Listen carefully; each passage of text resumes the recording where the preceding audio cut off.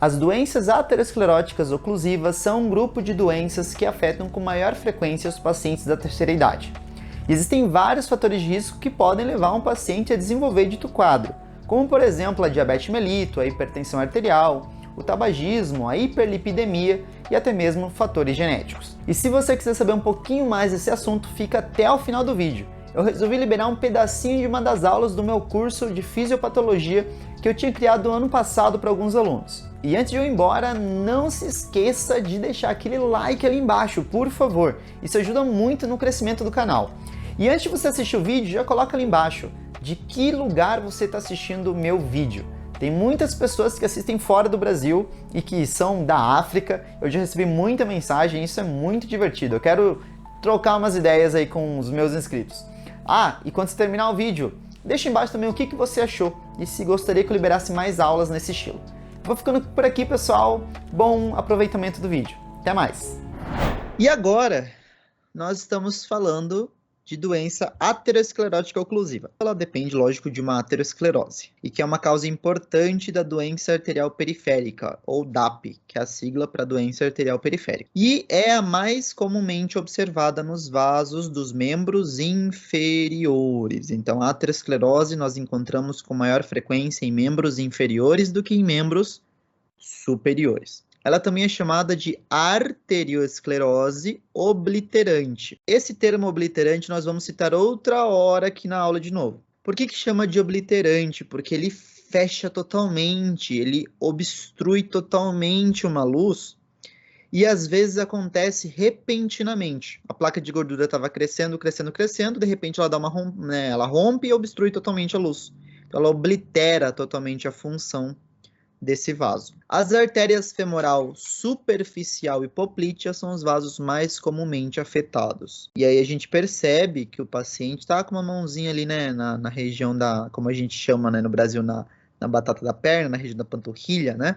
Porque é uma região que frequentemente apresenta um tipo de dor característica nessas doenças oclusivas de membros inferiores. Uma dor que a gente chama de claudicação intermitente. Eu não lembro se eu falei para vocês na aula passada, se eu não falei, eu estou explicando agora. Claudicação intermitente, então, é uma dor nos membros inferiores. Quando as lesões se desenvolvem na perna e no pé, as artérias tibial, fibular comum ou os vasos do pé são os mais comumente afetados. Até na região do pé a gente pode ter. Então, qualquer um desses vasos sendo afetados vão ocluir a luz, vão gerar uma certa, né, dor nessa região, sempre que a gente precisa de um aumento de demanda de oxigênio, de fluxo sanguíneo nesse tecido, porque nós precisamos de mais fluxo. A epidemiologia, a gente vê que essa doença aqui ela é observada em homens e mulheres a partir do momento que eles começam a envelhecer. Então, isso significa que em idosos a gente vê com bastante frequência. O aneurisma também é algo que a gente vê bastante em idoso, tá? Então, é muito frequente a gente encontrar em pessoas idosas. Cerca de 20% das pessoas com 70 anos ou mais têm doença arterial periférica. Então, é um número importante. Ali de 1 a cada 5 idosos tem essa doença arterial periférica, tá? Quando eles já têm mais do que 70 anos. Para que serve a epidemiologia? Né? Um aluno uma vez me perguntou numa aula, numa faculdade, professor, mas eu não entendo por que a gente cita epidemiologia quando a gente está falando de fisiopata. Ou por que a gente cita epidemiologia na parte da medicina? Por que não tem uma área só de epidemiologia, né? Porque a epidemiologia serve para você fechar o seu diagnóstico. Quando você estuda numa doença que a epidemiologia dela acontece numa janela entre os 20 e 40 anos, como por exemplo alguns tipos de leucemia, você fala, opa, paciente com 10 anos não vai ter essa leucemia, né? Paciente com 30 anos pode ter doença arterial oclusiva? Pode, mas é mais frequente em quem? Idoso. Então, se um idoso me refere que o membro inferior dele começou a doer, começou a incomodar, então eu vou associar isso, né, mais facilmente à doença oclusiva por culpa de placa de ateroma no idoso, porque é muito mais frequente. Etiologia, a gente está falando de uma doença aterosclerótica oclusiva, então a ateroma tem que ter no nosso vaso, e a etiologia, todas aquelas que nós falamos da aterosclerose, que é hiperlipidemia, hiperglicemia, diabetes mellitus, né? Falta de exercício físico, genética, tudo aquilo que nós citamos está aqui também. Tabagismo e a própria DM que eu acabei de citar. As manifestações clínicas são graduais. Então aqui repetir de novo o músculo gastrocnêmios para a gente dar uma olhadinha nele e lembrar desse músculo quando o idoso reclama dele, tá? Então, o paciente vai ter algo que a gente chama de claudicação intermitente. Como eu não lembro se eu expliquei ou não esse termo aqui para vocês, eu vou explicar rapidinho. Ó. Claudicação intermitente, pessoal, se refere a uma dor que aparece nos membros inferiores apenas quando o paciente começa a praticar algum tipo de exercício ou começa a caminhar. Então, o paciente está sentadinho, sem dor alguma, daí ele levanta, começa a fazer algum exercício, começa a caminhar para a cozinha e a dor aparece. Daí ele repousa, ele deita, ele senta, passa um tempinho, a dor some. Então, isso é a claudicação intermitente, uma dor que aparece e desaparece. Só que a aparição dela é quando? Quando a gente faz um exercício de caminhada, quando a gente caminha por algum motivo. Precisa ser um exercício intenso? Não, como eu falei, ir até a cozinha. Você caminhou um pouquinho, a dor começa a aparecer. Pode aparecer sensação de dormência, né? Aquela sensação ali de que está tendo um formigamento na região da perna. O paciente ele pode até sofrer uma atrofia acelerada desse membro. O que seria isso, professor? O paciente ele começa a ter uma redução de massa muscular. Então ele sente que ele está com uma fraqueza nas pernas. Ele fala que ele tinha mais força, que ele sente que a perna dele está afinando, porque não está tendo fluxo sanguíneo para a perna. Então os músculos que deveriam ser irrigados estão começando a ser afetados. Então a gente já tem uma atrofia desses músculos. Pode aparecer em alguns momentos rubor, uma coloração vermelha. Isso tende a se dar, pessoal, por culpa de músculos que são inervados por alguns vasos paralelos, por uma circulação paralela ou colateral. Existem vasos que são colaterais a outros vasos, ou seja, digamos, tem um vaso descendo aqui, né, bem aqui no meio, e ele percebeu que a oclusão estava começando e ele começou a girar umas raminhas novas para cá. Uma raminha nova para cá, uma outra raminha para cá. Então ele foi gerando ramas, né, novos vasos, que a gente conhece como angiogênese. E essa angiogênese foi fazendo com que o meu paciente tenha muitos vasos colaterais nessa região, permitindo uma boa irrigação. O que acontece? Às vezes a obstrução é tão intensa que esses outros vasos tendem a fazer uma vasodilatação. E quando eles vasodilatam os colaterais, tá? A região tende a ficar vermelha. E isso é o rubor que apareceu ali no nossa manifestação. Então, além do paciente citar a claudicação que ele tem, ele fala que logo após os exercícios, ele vai ter essa coloração vermelhinha na região da panturrilha. Eu fui olhar e minha perna estava vermelha, né?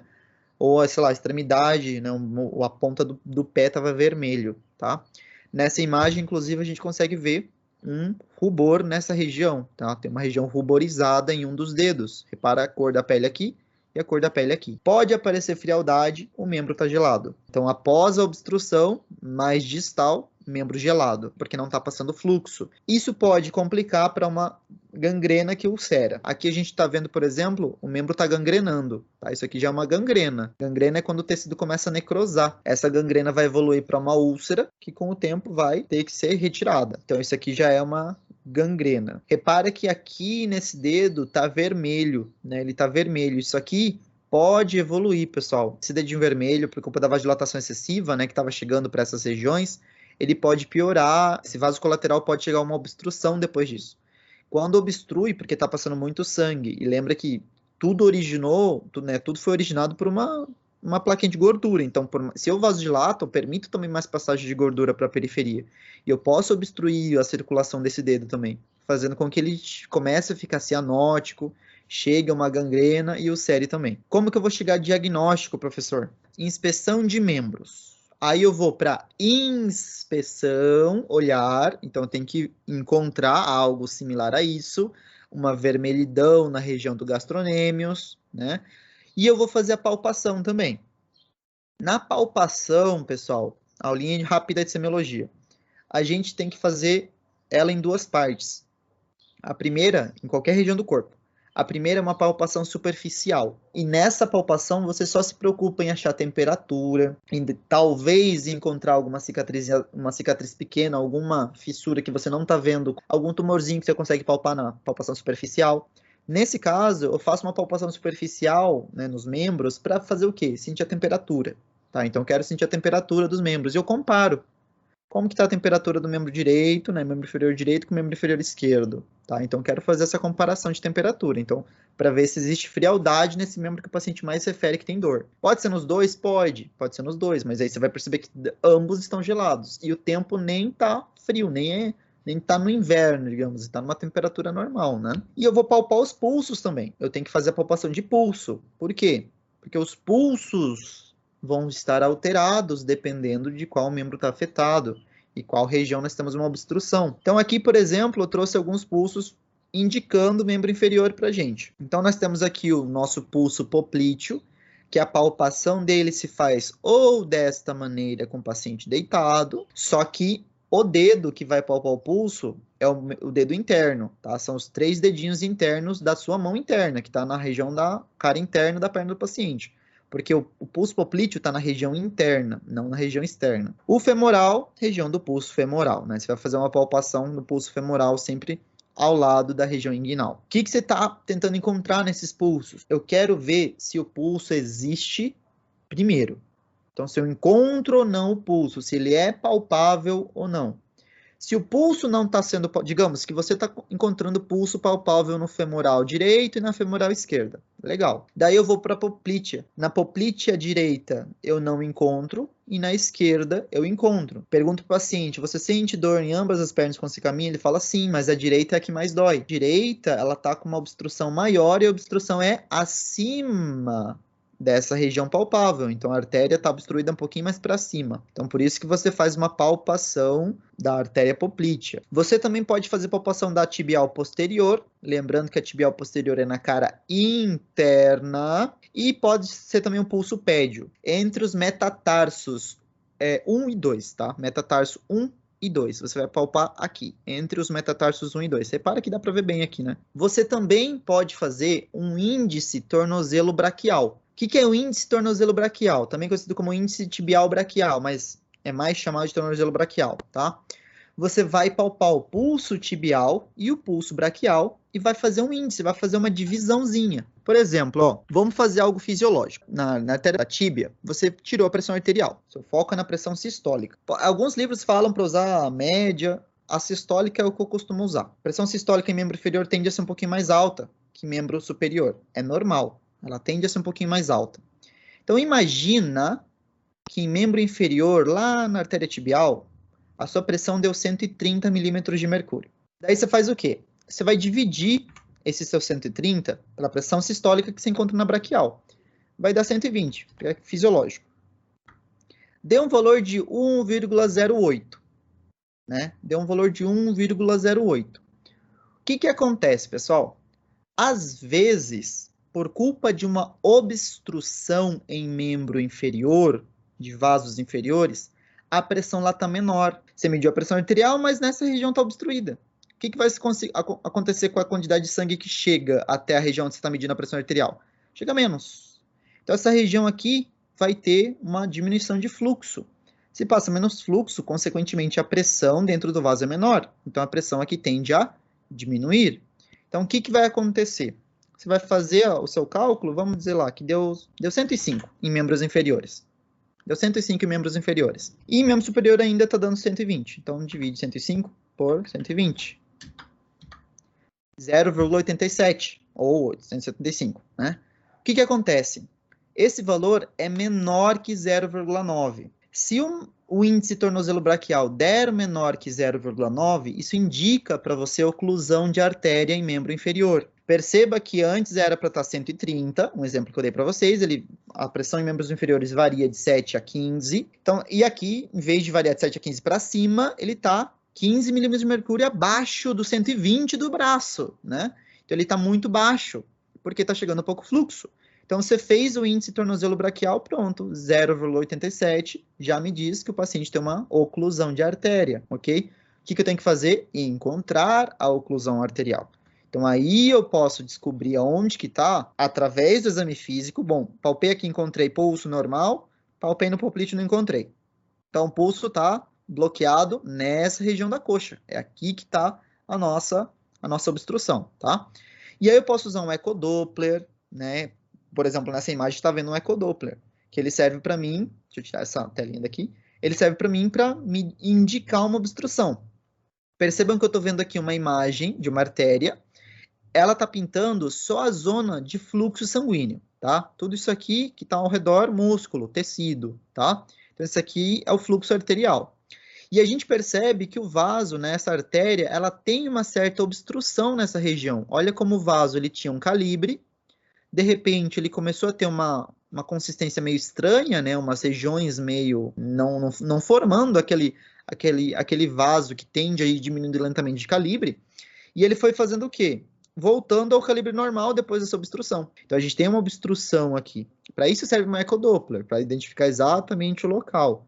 Mas para isso eu faço o índice tornozelo braquial, faço a palpação, porque senão eu vou ficar ali 40 minutos com o meu paciente procurando todos os vasos ali do pé da perna, de ambas as pernas dele, para encontrar onde que está a minha alteração. Ou não tem no hospital, não tem na clínica. Então eu poderia fazer isso já no meu consultório com o paciente e achar a obstrução. Inclusive eu mostrei o índice tornozelo braquial aqui, eu peguei a imagem.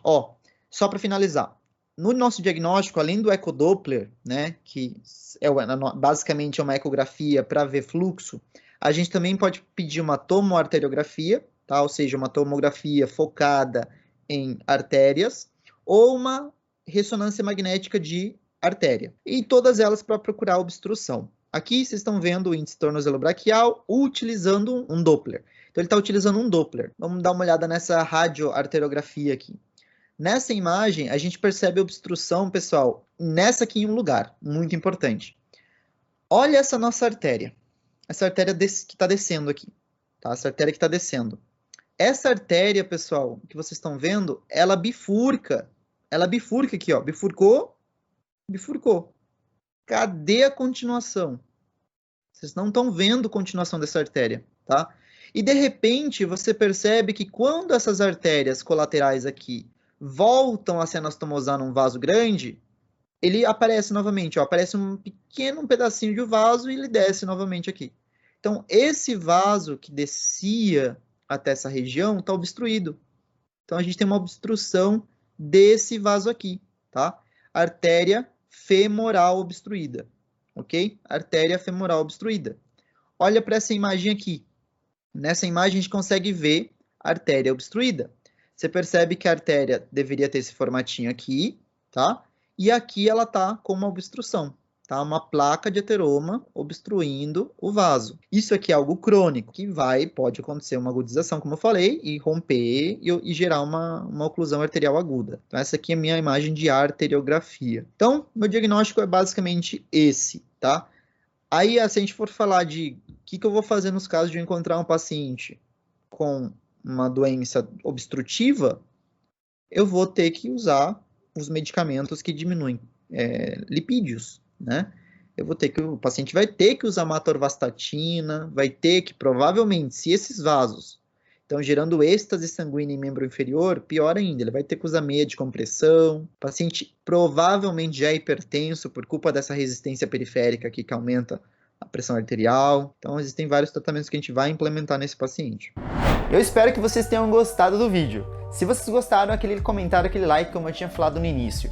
E não esquece, eu tenho um curso de Fisiologia Cardiovascular e logo mais eu estou lançando uma nova turma do meu curso de Farmacologia. Se você tiver interesse em aprender sobre agonistas adrenérgicos, antagonistas adrenérgicos, colinérgicos, enfim, toda a classe farmacológica que trabalha sobre o sistema nervoso autônomo, é só você acessar o link que está ali na descrição do vídeo, que vai te redirecionar para uma página lá do Hotmart que você pode adquirir esses cursos. Lembrando que a turma de farmacologia ainda não está aberta, pelo menos até o momento da gravação desse vídeo. Eu vou ficando por aqui, pessoal. Se vocês puderem, compartilhem esse vídeo, porque eu sempre falo que conhecimento é poder. Tchau!